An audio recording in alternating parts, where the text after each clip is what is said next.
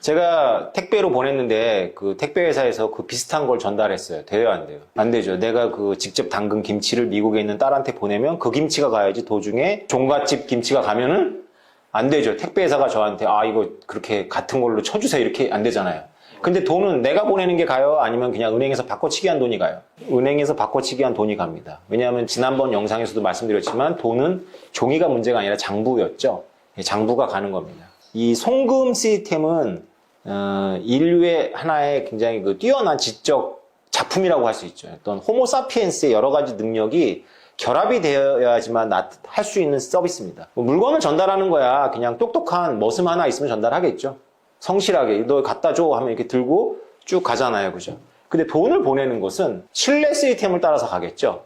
A한테 맡기면은 B가 제가 전달하고자 하는 C한테 전달하는데 A하고 B는 무슨 사이죠? 돈을 맡긴 사람하고 실제로 돈을 전달하는 사람하고 다른 사람이에요.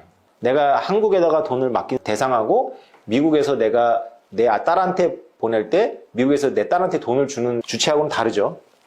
근데 이 둘 사이에서 돈이 왔다 갔다 하게 할 수도 있지만 돈이 안 왔다 갔다 하게 할 수도 있겠죠. 돈이 왔다 갔다 하게 한다면 이 둘 사이에 신뢰가 별로 없는 거고요. 이 둘 사이에 신뢰가 있다면 돈이 직접 왔다 갔다 하지 않고 장부만 처리합니다. 그것도 한 달에 한 번씩이나 심지어는 1년에 한 번씩 장부를 처리하겠죠. 이것을 인간이 만들어냈다는 것에 대해서 굉장히 우리는 감동을 해야 됩니다. 추상화 능력에다가 장부를 조직화하는 능력이 있는 거예요. 근데 이 송금 서비스는 아무나 할 수는 없겠죠. 유럽의 영국에서 출발해가지고 소아시아, 레판토 지역까지 이 군대를 몰고 갈 그 십자군이라고 생각을 해보세요. 금괴를 그 군인들은 엄청나게 먹고 말도 먹어야 되기 때문에 돈이 많이 들잖아요. 그래서 유럽 대륙을 횡단하면서 돈이 많이 들어가기 때문에 영국에서 엄청나게 많은 금괴를 가지고 오겠죠. 그래서 바다를 딱 건넜어요. 그래서 프랑스에 딱 내려서부터 그 유럽을 관통할 때 그 금괴를 계속 들고 다니면 아마도 그 십자군은 유럽을 횡단하는 도중에 다 없어질 거예요. 도적들과 싸우느라고. 그래서 어떤 일을 했냐면 그 금괴를 프랑스 은행에다 딱 맡기고 증서를 딱 받습니다. 그리고 몸만 가고 그때 뭐 필요한 것만 갖고 가겠죠. 가다가 이탈리아 북부에 와가지고 은행에 가서 그 증서를 딱 내면 그 돈을 쓰는 거죠. 그러면 프랑스에 있는 은행하고 이탈리아 북부에 있는 은행하고 금이 왔다 갔다 안 했죠. 그냥 장부만 정리가 돼요. 왜냐하면 프랑스에서 이탈리아에 줄 금도 있겠지만 이탈리아에서 프랑스로 줄 금도 있거든요. 그래서 그냥 없어지겠죠. 그러면 프랑스에 있는 은행하고 이탈리아 은행 사이에는 어마어마한 신뢰가 있어야 되죠. 그래서 이것은 아무나 못했고요. 특별한 집단들이 할 수 있었어요. 십자군 같은 경우에는 템플 기사단이라고 해가지고 성전 기사단들이 이 일을 했고 또 유대인들이 많이 이런 일을 했습니다. 그러니까 소규모의 결속력이 굉장히 뛰어난 집단이 이런 일을 할 수가 있었죠. 결속력이 뛰어난 집단이 이 일을 할 수 있었던 이유는 응징을 할 수 있기 때문에 그렇습니다.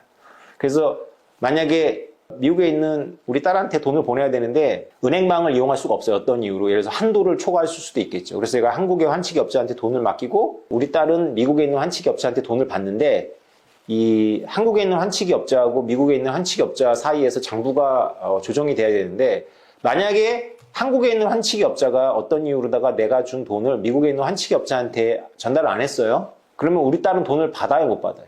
그래도 받습니다.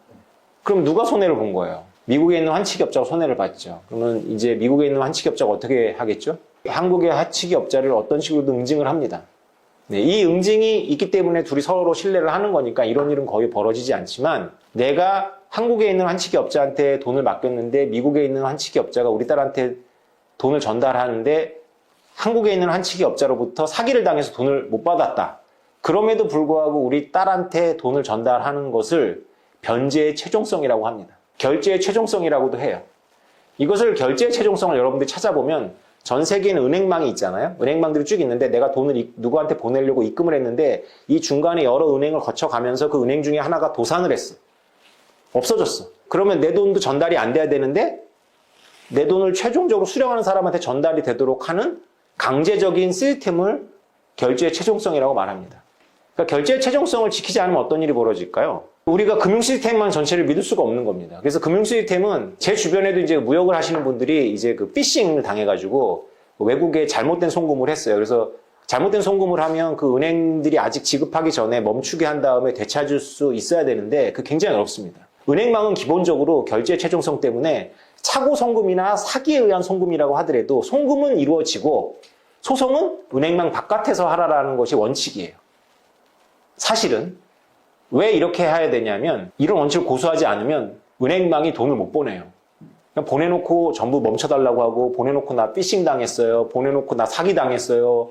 보내놓고 소송하니까 일단 보류해주세요. 이렇게 해버리면 은행망 전체가 마비가 되겠죠. 그래서 아주 예외적인 경우가 아니면 그냥 은행망에 송금을 하면 결제의 최종성에 의해서 수령하게 되어 있고 그것이 만약에 착오였거나 사기였다면 은행망을 놔두고 은행망 바깥에서 조정하도록 되어 있는 거죠. 이것을 결제의 최종성이라고 합니다. 결제의 최종성은 환치기업자들에게는 이게 목숨하고 바꿀 수밖에 없는 하나의 명예문화이자 하나의 신뢰의 근간이고요. 은행망들도 이 결제의 최종성을 보장하기 위해서 법으로다가 이것을 보장하고 있습니다. 다시 말해서 최종 소비자들한테는 어떤 형태로건 간에 부담을 주지 않고 은행망이 이것을 해결하겠다. 환치기업자들이 그렇게 한다. 이렇게 생각하시면 됩니다. 그래서 은행 송금 시스템을 유지하는 것은 바로 이 결제의 최종성을 보장하느냐에 거의 달려있고 이 결제의 최종성을 보장하기 위해서는 아주 원초적이고 잔인한 폭력에 의지하든지 아니면 법으로 엄격하게 의지하든지 두 가지 중에 하나 혹은 둘 다를 가지고만이 지켜질 수가 있는데 2017년도에 미국 SEC 의장인 클레이튼이 미국 월가에 비트코인과 크립토커런시 암호화폐에 대해서 레터를 보내면서 네 가지 특징을 언급하면서 비트코인과 암호화폐는 결제의 최종성을 갖고 있다고 말했어요. 놀라운 일이죠. 미국의 주무관청이에요. 지금 비트코인과 이더리움과 이런 것들의 주무관청이 전 세계에 없는데 굳이 하나를 언급한다면 미국의 증권거래위원회가 주무관청인데 그 주무관청의 당시 짱이 비트코인은 결제의 최종성을 가지고 있다라고 말한 것을 별로 사람들이 주목을 하지 않는데 이게 어마어마한 의미가 있는 사건입니다. 비트코인은 국가가 보증을 합니까? 안 합니까? 안 하죠. 비트코인은 폭력에 의지합니까? 안 합니까? 안 하죠. 국가에도 의지하지 않고 폭력에도 의지하지 않는데 무엇을 보증한다고요? 결제의 최종성을 보증합니다. 어마어마한 발명이죠. 비트코인을 규제하려고 정부들이 뭘 하나요? 거래소를 규제하죠. 일반인들이 이렇게 알고 있죠. 비트코인 그게 아무리 정부를 우회하더라도 어떤 식으로든지 간에 돈하고 바꿔야 되는 거 아니야? 어떤 식으로든지 간에 돈하고 바꾸니까 그 돈하고 바꾸는 거래소를 정부들이 이렇게 법으로다가 뭉개고 우리나라처럼 이렇게 압박을 가하면 비트코인은 제어되는 거 아니야? 정부가 그냥 한순간에도 없앨 수 있는 거 아니야? 이렇게 알고 계신 분들이 많을 거예요. 그죠? 지금까지는 그렇습니다. 그런데 비트코인은 그 내부의 속성이 결제의 최종성을 갖고 있기 때문에 이제 정부가 좋은 시절은 다 끝난다는 이야기죠. 이게 중요한 겁니다. 우리 딸이 만약에 아프리카로 봉사활동을 갔다가 여러 가지 이유로다가 어떤 마을에 고립이 됐어요. 그 마을에 고립이 돼서 우리 딸이 저한테 SOS를 쳤습니다. 아빠 돈을 보내줘야 돼. 내가 이 부족 사람들한테 양도 얻어먹고 잠도 얻어 잘 수 있어. 여러분들은 뭘로 보낼 거예요? 원화? 그건 아니겠죠? 원화는 아니라는 거 알겠죠? 그 부족 사람들이 원화는 취급 안 합니다. 달러는 되게 좋은데 달러는 은행 가야 되니까 딸이 은행까지 나갈 수 있으면 이런 어려움을 호소 안 하겠죠. 금을 보내면 좋은데 금을 제가 가져갈 수 있으면 딸을 데리고 오겠죠. 비트코인은 어떤가요? 여러분 여기서는 웃을 거예요. 비트코인? 달러도 안 되는데 비트코인? 비트코인은 은행을 통해서 가나요? 핸드폰을 통해서 갑니다. 근데 그 부족 사람이 핸드폰을 가질 가능성이 되게 높아요. 통계에 의하면. 그럼 우리 딸도 그 부족 사람한테 핸드폰으로다가 비트코인 전달할 수 있거든요? 그럼 여러분 이런 생각하죠. 그 사람이 왜 비트코인을 받아줘? 제가 비트코인을 공부했던 2017년에는 이런 질문을 하면 제가 이 부분을 뚫어드리기가 너무 어려웠어요. 왜냐? 사실과 너무 다르다라고, 현실과 너무 다르다라고 사람들이 생각할 것 같았어요. 물론 저는 그때도 견제의 최종성을 알고 있었습니다.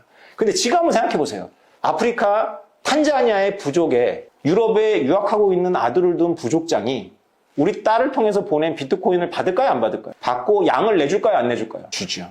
왜 그렇죠? 그 비트코인을 자기 아들한테 보낼 수 있잖아요.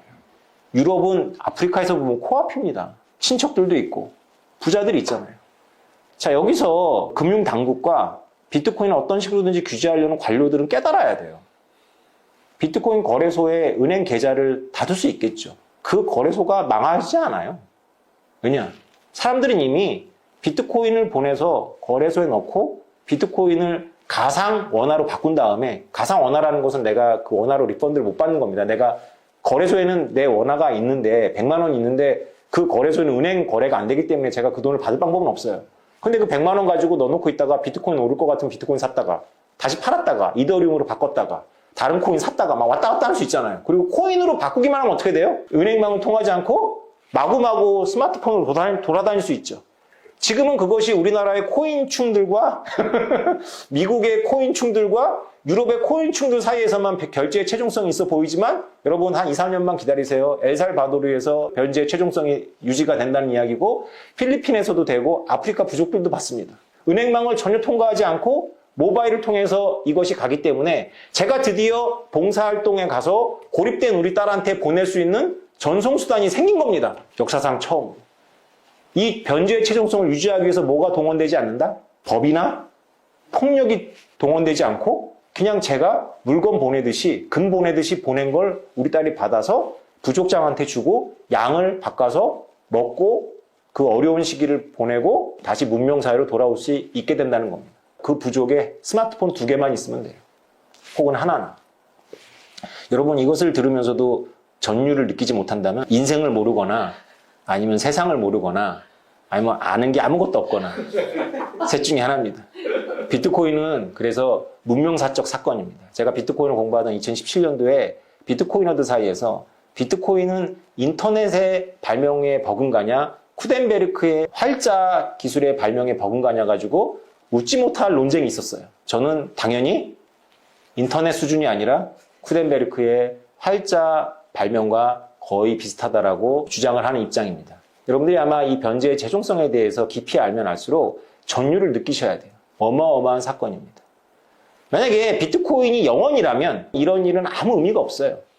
근데 현실의 비트코인은 얼마죠? 3,900만 원짜리 비트코인이 변제의 최종성을 갖고 있어요. 그것도 법이나 폭력에 의지하지 않는 변제의 최종성. 지구를 바꿀까요? 안 바꿀까요? 바꿉니다. 지구를 바꿉니다. 이걸 단호하게 말씀드릴 수가 있는 거예요. 비트코인이 변제의 최종성이 있는 가치물이기 때문에 지구를 바꿉니다. 마지막 문제. 비트코인이 1달러를 넘은 게 사건입니까? 10만 달러를 넘는 게 사건입니까? 1달러를 넘는 게 사건입니다. 1달러 비트코인 넘을 때 뉴스에 나왔어요? 뉴스에 안 나왔죠. 비트코인이 10만 달러를 넘으면 어떻게 될까요? 뉴스에 막 나올 겁니다. 근데 비트코인이 변제의 최종성을 언제 가졌을까요? 1달러를 넘을 때, 10만 달러를 넘을 때, 1달러를 넘을 때. 그래서 역사는 우리가 자고 있을 때 다 끝난 거예요. 여러분이나 저나 마찬가지입니다. 저도 비트코인 1달러 넘을 때 전혀 알지 못했습니다.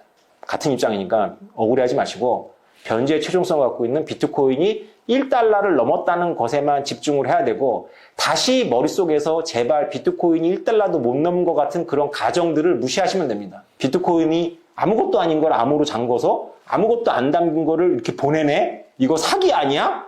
그분은요 이상한 거예요. 비트코인은 아무것도 안 담긴 게 아니라 지금 얼마짜리라고요? 3,900만 원짜리를 제가 아프리카 탄자니아 부족의 촌장에 모바일로 바로 보낼 수 있다는 거죠. 이상입니다.